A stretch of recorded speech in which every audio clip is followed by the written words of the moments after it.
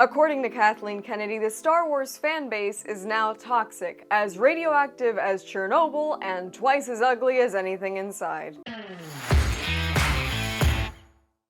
Hi y'all, SnarkyJay cosplay here. We live in a society that loves inclusivity, but for some reason also really prioritizes putting labels on everything. All for the purpose of separating us into increasingly more marginalized groups so that we can all play the "you can't criticize me, I'm this" card. And over at the House of Mouse, where the daily chore is desecrating the ever-rotting corpse of Star Wars and its legacy, nobody likes labels more than Kathleen Kennedy, Leslie Headland, and all the other shills that work every day incredibly hard to make Kathleen's view of the Force come true. The Force is female, nerds are gay, the Star Wars fanbase is toxic and male-dominated, Star Wars fans are embarrassing for having opinions, all that good stuff. And we talk about this a lot here. Well, I talk about this a lot here, but I thought, you know what, instead of ranting, why don't I do something productive and instead, today, craft a letter to Kathleen Kennedy, her supporters, and Disney shills everywhere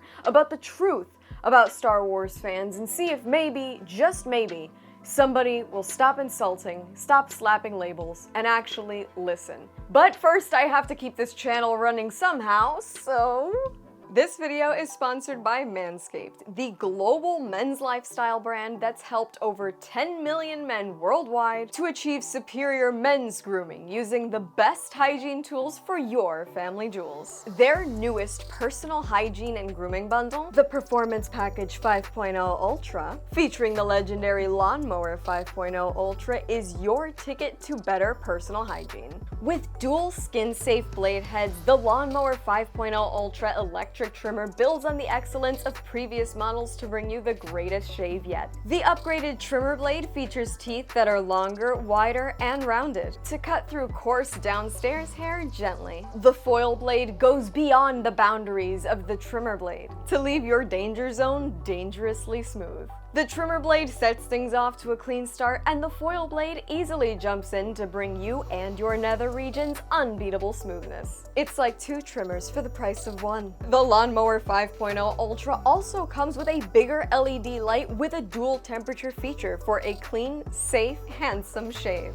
The Performance Package 5.0 Ultra Kit also comes with the cordless Weed Whacker 2.0, an ear and nose hair trimmer to tackle pesky whiskers with ease. And the Crop Soother and Crop Preserver are there to sweeten your deal. The Crop Soother pampers and soothes your delicate areas post-shave, and the Crop Preserver is the ultimate deodorant to keep your down there fresh as daisies. And Manscaped is throwing in 2 free gifts with the Performance Package 5.0 Ultra. The Boxers 2.0, including the jewel pouch, are designed for style and comfort. And the Shed 2.0 keeps your personal grooming gear organized and ready to roll. Join the 10 million men worldwide who put their confidence in Manscaped for all things grooming and hygiene. Head to manscaped.com to get the Performance Package 5.0 Ultra today. Get 20% off plus free international shipping plus 2 free gifts when you use promo code SnarkyJay. Or visit www.manscaped.com/SnarkyJay.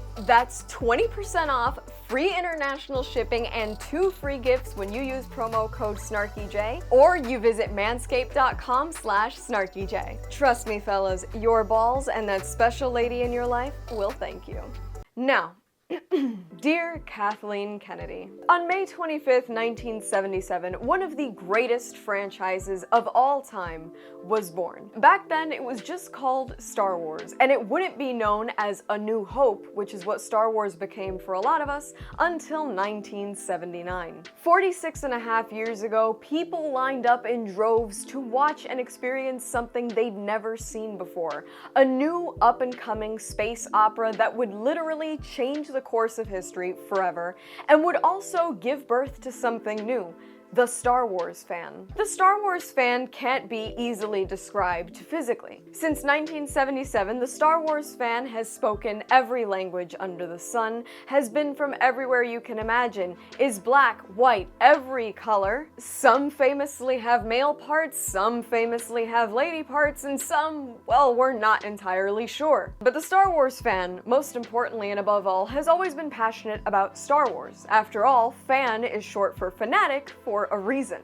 The Star Wars fan has raved about The Empire Strikes Back and lambasted George Lucas for the inclusion of Ewoks in Return of the Jedi. The Star Wars fan has ranted about midichlorians but raved about the beauty of that final battle in Revenge of the Sith. We blew up YouTube when that first trailer for Episode 7 dropped, and we cried in theaters when somehow was enough of an explanation for how Palpatine returned. And yes, our criticisms are passionate and plentiful when they need to be. For the thousands of Star Wars focused creators on YouTube, there are millions of fans all around the globe who also have their own criticisms and their own voices. They're just maybe a little more camera shy than the rest of us. And that, Kathleen, seems to be the problem here, is that because Star Wars fans are once again using their voices and now being heard en masse, we're being labeled as something we're not.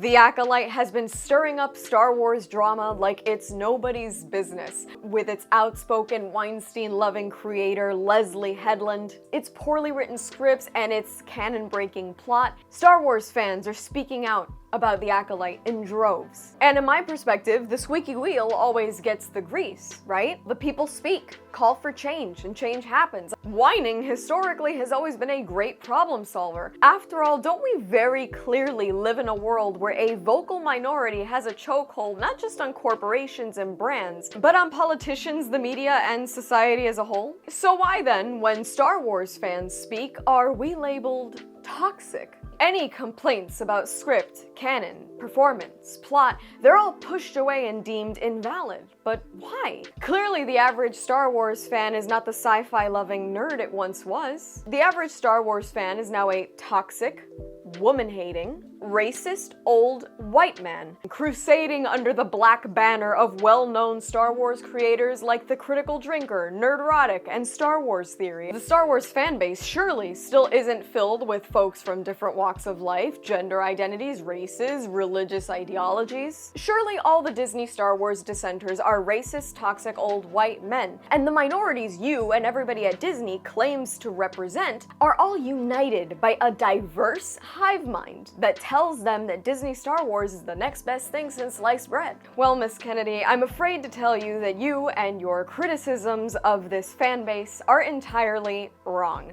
Much like how when you get married, you also marry your in-laws, when Disney acquired Star Wars in 2012, it acquired a fan base. A passionate one, so incredibly and insanely dedicated to the galaxy far, far away that it is the only fan base that has really developed an entire elite costuming group with rules and an approval process just to play dress up. You, Kathleen Kennedy, and every other box-checking innovator at Disney, you should have known what you were getting into, and my theory is you did know what you were getting into. And yet, through all of our support, all of our well-spent money, and all of our very valid criticisms, you villainized us. If we hate diversity, why did we love Lando Calrissian? And why were we upset when Finn, played by a black man, John Boyega, was hidden on Chinese posters for The Force Awakens, and you were happy to let that happen as long as the Chinese market was lining your pockets? If we hate women, why do we still worship our princess, Princess Leia? And why did we rave about her development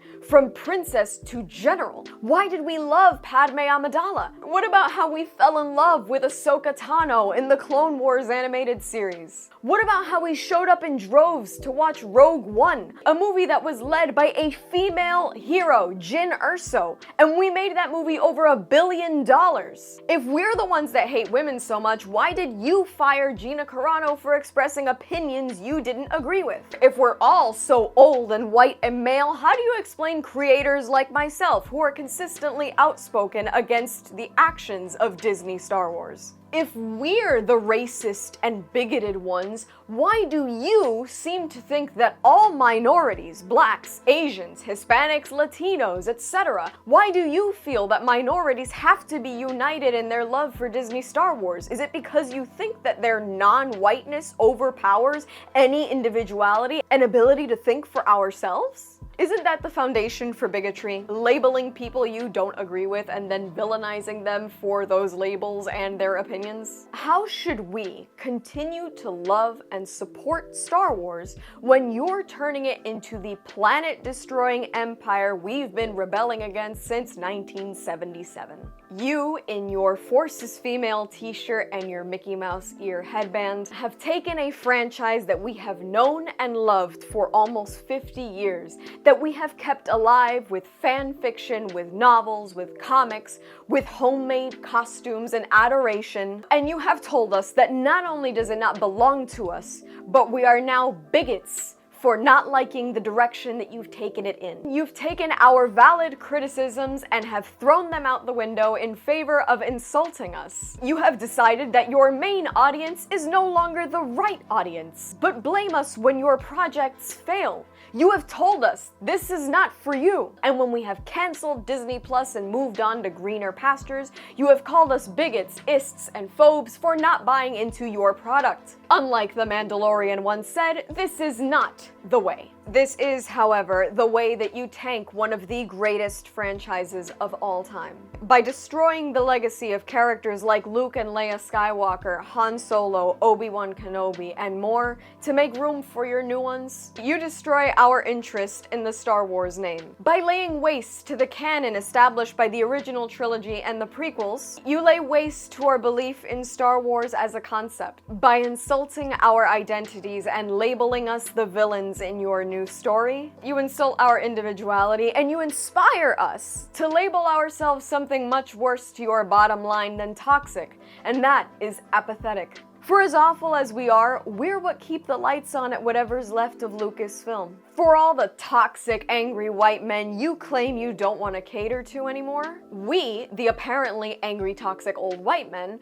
are what you need to be able to take that 12th European vacation with your husband this year. Without us, there is no Star Wars. Label us all you want, but the day toxic Star Wars fans stop caring enough to be toxic, the franchise dies. And the more you continue to desecrate the legacy that it has, the more you continue to insult this once passionate, loving fan base, the closer you get to the eventual death of Star Wars being met with thunderous applause. So heed well, Kathleen and all others in your ranks. You might think we're toxic, and to a certain extent we might be, but above all, we're passionate, and even more than that, we're necessary. And that's all from me. I've been SnarkyJay. Thank you so much for watching. Please don't forget to like and subscribe. For more SnarkyJay, tune in on Twitch every Tuesday and Thursday from 6 to 8 p.m. EST. You can also check out my Instagram. And if you'd like to support me, this channel, and my content creation, do check out and consider subscribing to my Patreon for exclusive content and photo shoot sets. I will add links to all of those in the description below. And let me know your thoughts on my letter to Kathleen Kennedy in the comments below.